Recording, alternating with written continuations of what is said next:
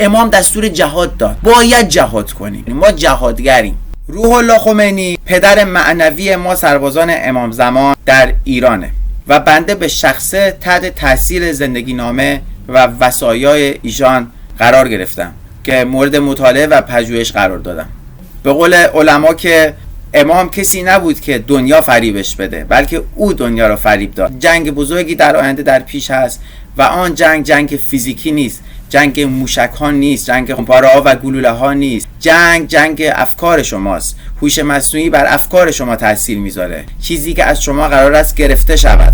یکم دقت کنید، تکنولوژی داره پیشرفت میکنه. چرا از لحاظ فکری روز به روز جوانای ما دارن پرخاشگر میشن، افسرده تر میشن؟ باید برگردیم عقب، باید از پیشواها و امامهای گذشته الگو برداری کنیم، مطالعه کنیم، پژوهش کنیم. زمان حال و در زمان آینده همه چیز برای شما تعریف شده است. شما باید از گذشته باید یک فلش پک داشته باشید، برین به اتاقهای بایگانی، باید الگو برداری کنیم از شخصیت هایی که دنیا رو ساختن، دولت ها رو ساختن. ما نمیتونیم اجازه بدیم عوامل سازنده دست جوامع بشری بر ما تاثیر بذاره. این سلاحی است که بر روی انسان ها اثر میذاره. این آگاهی و اندیشه شما هاست که اجازه میده که از افکارتون محافظت کنین، باعث میشه که شما یه فیلتری بذارین برای محافظت مغزتون، افکارتون نسبت به تاثیراتی که به روز داره اتفاق میفته. تک تک کلمات و جملات وصایای امام رو باید پیاده کنم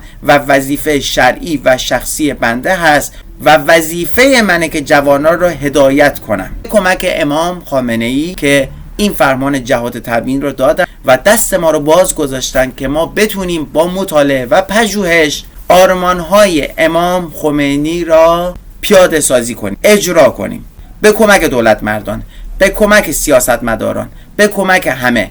و باید پاکسازی شود. شما وقتی یک ربات فاسد رو میبینید که دوچار توهم شده، باید پاک کنید تمام دادا و اطلاعاتش رو، دوباره اونو پاکسازی کنید. یعنی شما باید به انسان‌ها اجازه توبه بدید. بعد از اینکه توبه کردن باید آنان را پاکسازی کنین و اونا رو به راه راست هدایت کنین. هدف ما چیست؟ هدف ما این است که هوش مصنوعی را درست فیلتر و پیاده سازی کنیم و بتونیم ازش استفاده کنیم برای آرمان‌های امام. اگر قرار باشد هوش مصنوعی ذهن‌های ما، افکار جوانان ما را پاکسازی کنند، اینجاست که ما به مشکل برمیخوریم. و طرف صحبت من به همه است، چه انسان‌هایی که به معنویت رسیدن به مادیات فکر نمی‌کنند و چه انسان‌هایی که فقط به مادیات فکر می‌کنند که اصلا نمی‌دونن معنویت چیه. هوش واقعی ما تجربه و وصایای امام خمینی است.